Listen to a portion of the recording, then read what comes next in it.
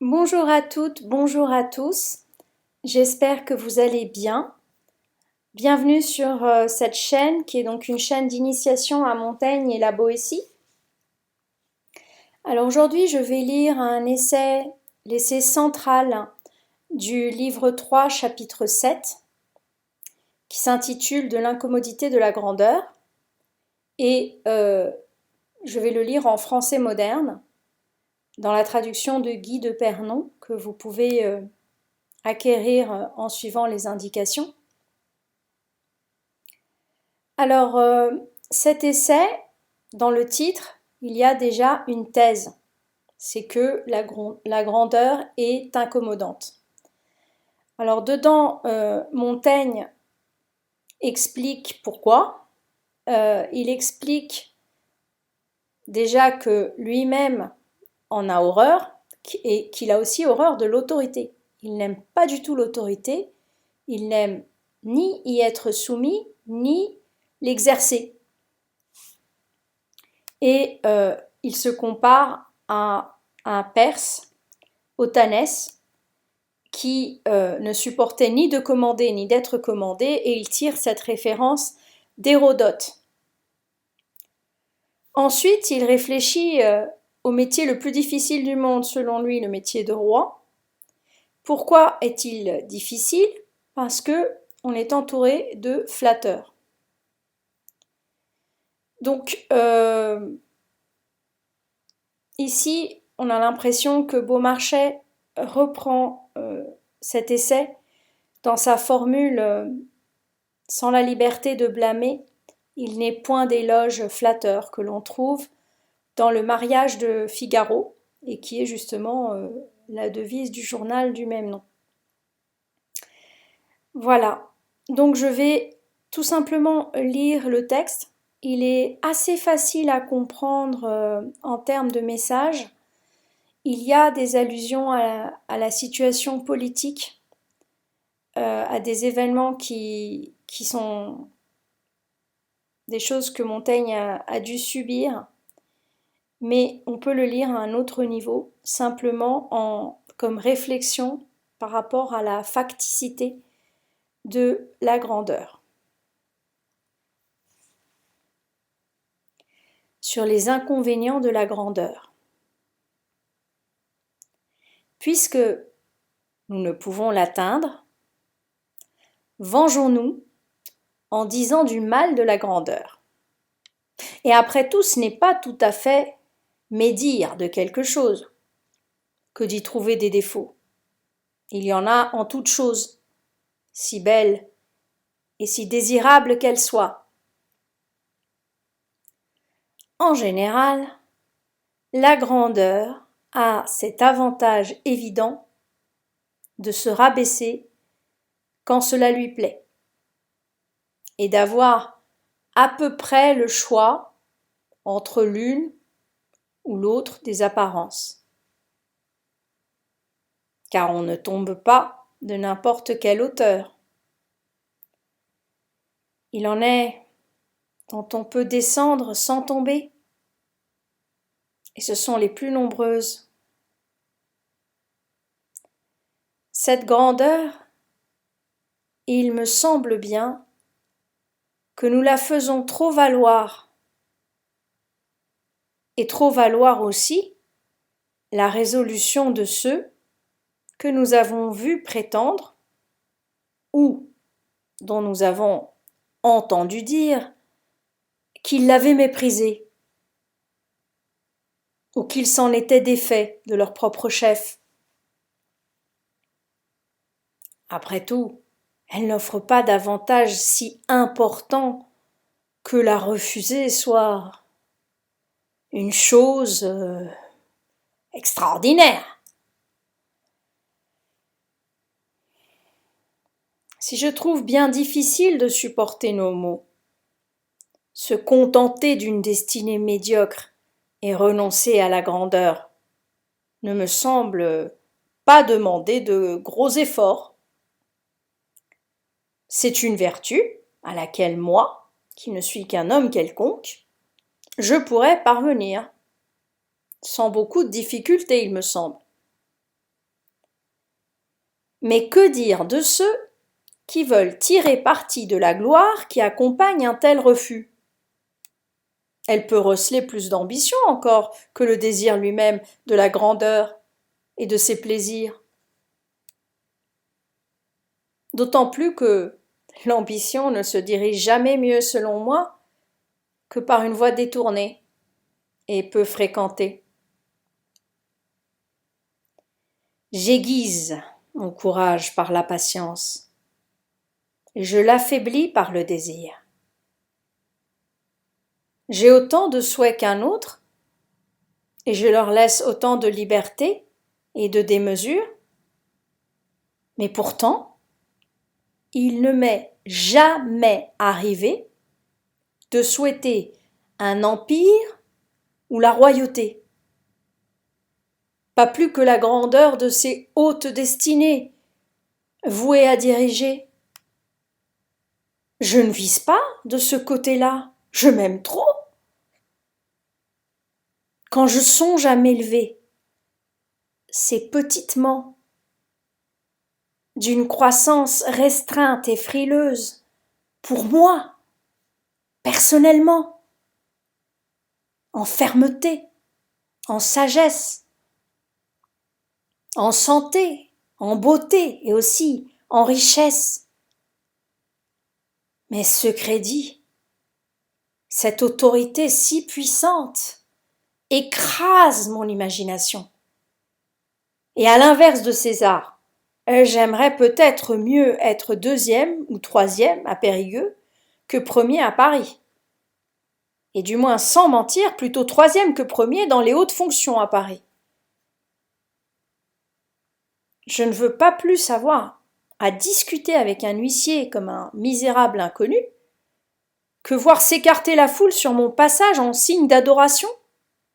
Je suis habitué à un rang moyen, par le fait du hasard, mais aussi par goût. Et j'ai montré dans la conduite de ma vie et de mes entreprises que j'ai plutôt évité de sauter par-dessus la condition dans laquelle Dieu m'a fait naître. Tout ce qui vient naturellement est à la fois juste et simple.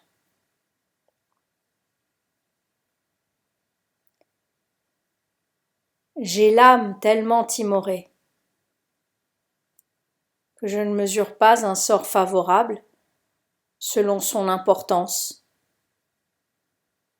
mais selon sa facilité. Mais si je n'en ai pas le cœur assez gros, je l'ai en revanche plutôt ouvert. Et il m'enjoint de proclamer hardiment sa faiblesse.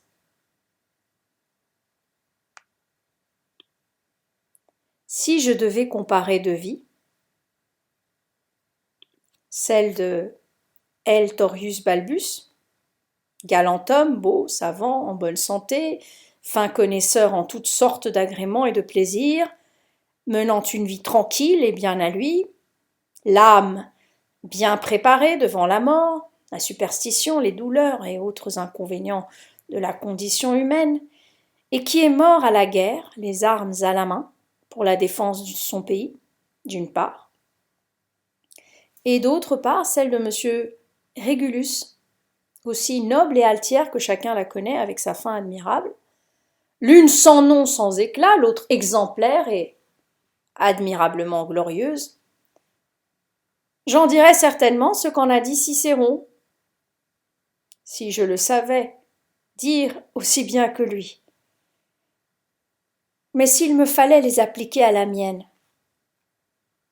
je dirais alors que la première est autant à ma portée et selon mes aspirations, que je calque sur mes possibilités, que la seconde en est éloignée, qu'à celle-ci je ne puis atteindre que par admiration, mais que je parviendrai facilement à l'autre par la pratique. Mais revenons à la grandeur temporelle d'où nous étions partis. J'ai une grande aversion pour l'autorité, autant pour l'exercer que pour la subir. Otanès, l'un des 7 qui avait le droit de prétendre au royaume de Perse, prit un parti que j'aurais pris moi-même volontiers.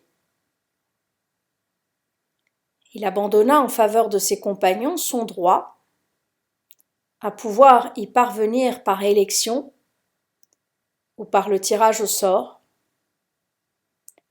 pourvu que lui et les siens puissent vivre dans cet empire sans avoir à subir aucune autorité ni suggestion, sauf celle des lois antiques,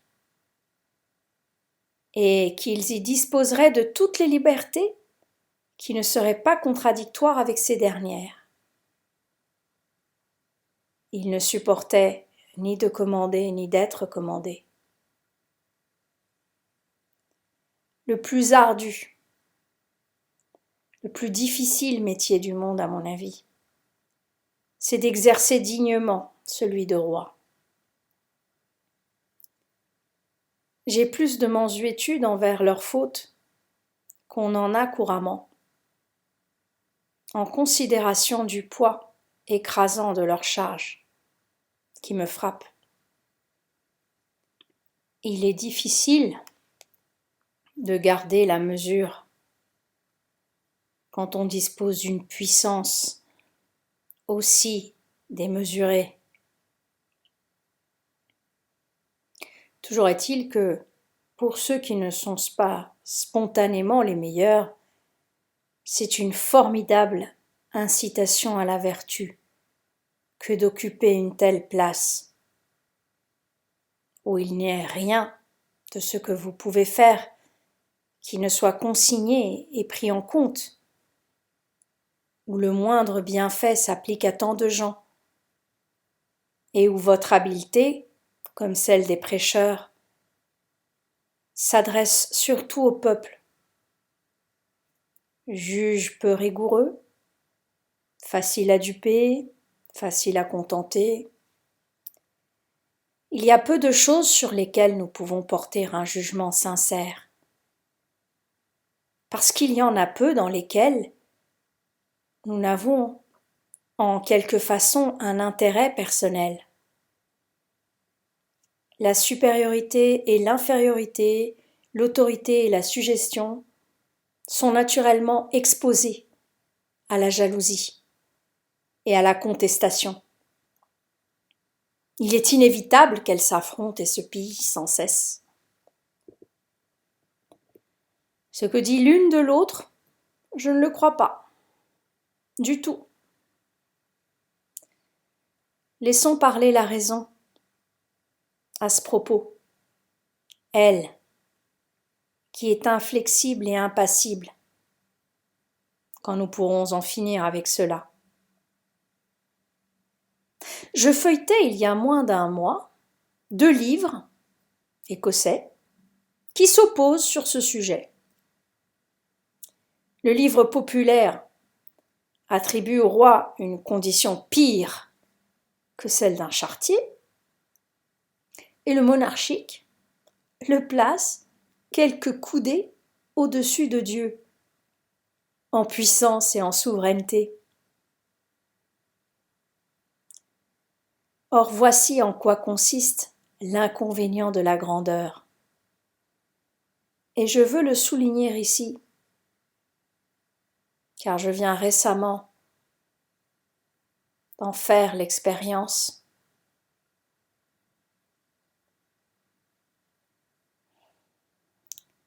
Il n'est peut-être rien de plus plaisant dans les relations entre les hommes que les assauts auxquels nous nous livrons les uns contre les autres pour faire compétition d'honneur et de valeur, que ce soit dans les exercices du corps ou dans ceux de l'esprit, et dans lesquels la grandeur souveraine ne prend vraiment aucune part. En vérité, je trouve que souvent, par respect, on y traite les princes de façon dédaigneuse et injurieuse. Car ceux dont je m'offusquais énormément dans ma jeunesse, à savoir que ceux qui m'affrontaient évitaient de s'y employer tout à fait parce qu'ils m'en trouvaient indigne, c'est pourtant ce qui leur arrive tous les jours, maintenant. Chacun se jugeant indigne de se battre contre eux. Si on s'aperçoit qu'ils ont tant soit peu d'intérêt à la victoire, il n'est personne qui ne s'efforce de la leur donner, qui n'aimerait mieux trahir sa réputation plutôt que d'offenser la leur. Et on ne met à lutter contre eux qu'autant d'efforts qu'il est nécessaire pour servir leur honneur. Quelle part ont-ils dans une joute où tout le monde est de leur côté? Il me semble voir ces paladins du temps passé, se présentant aux joutes et aux combats avec des pouvoirs magiques et des armes enchantées.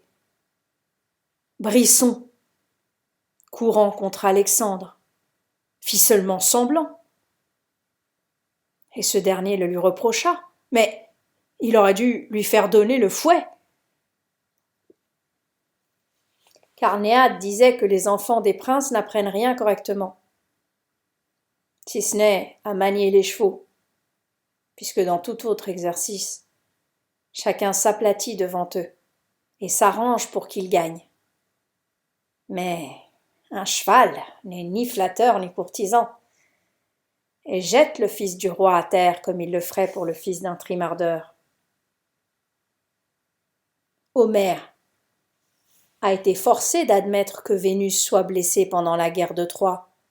Elle, si douce, si sainte et si délicate pour pouvoir lui donner ainsi du courage et de l'audace, qualités dont ne peuvent se targuer ceux qui sont à l'abri de tout danger.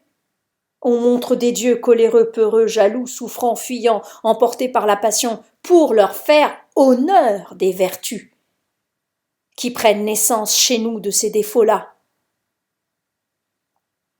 Qui ne s'expose aux dangers et aux difficultés ne peut prétendre récolter les honneurs et les satisfactions qui en découlent. C'est pitié d'être si puissant que tout ce qui arrive cède devant vous. Votre destin vous rejette loin de toute société et de vos amis. Il vous place bien trop à l'écart de tout.